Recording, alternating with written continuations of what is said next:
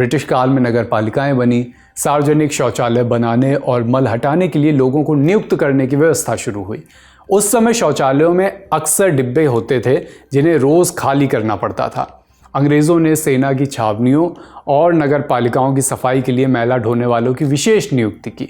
उन्होंने इस अमानवीय प्रथा को ख़त्म करने की बजाय इसे संस्थागत बना दिया और पूरे देश में इसका विस्तार करा दिया, फैला दिया। इस प्रथा के साथ साथ साए की तरह फैल रही थी छुआछूत की भी कुप्रथा।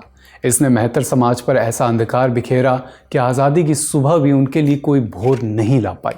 कोलंबिया यूनिवर्सिटी के जोएल ली अपनी रिसर्च में बताते हैं कि 1947 के दौरान लखनऊ में सफाई का काम करने वाले लोग खुद को वाल्मीकि नहीं कहते थे, ना ही दूसरे लोग उन्हें ऐसा बुलाते थे। जोएल अपनी रिसर्च में 1923 में जन्मे ललिता प्रसाद की आंखों देखी सुनाते हैं और कुछ ऐसे। मेरे बचपन में हम सब लाल बेगी कहलाते थे।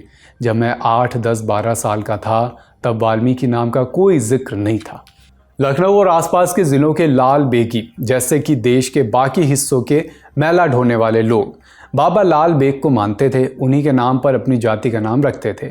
1947 में लखनऊ के लाल बेगियों के नाम ज़्यादातर उर्दू ज़बान के होते थे।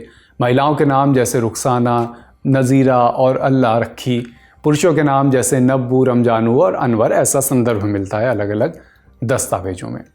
15 अगस्त 1947 की तारीख से हम सब वाकिफ़ हैं, देश आज़ाद हुआ। 1950 में हमारा संविधान लागू हुआ। अनुच्छेद 17 के तहत अस्पृश्यता को एक दंडनीय अपराध माना गया। मगर सदियों से चली आ रही कुप्रथा क्या नियमों से बदल सकती थी?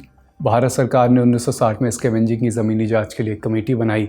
इसने अपनी रिपोर्ट में मैनुअल स्कैवेंजिंग के लिए जागीरदारी, जजमानी, दस्तूरी जैसी व्यवस्थाओं को जिम्मेदार ठहराया।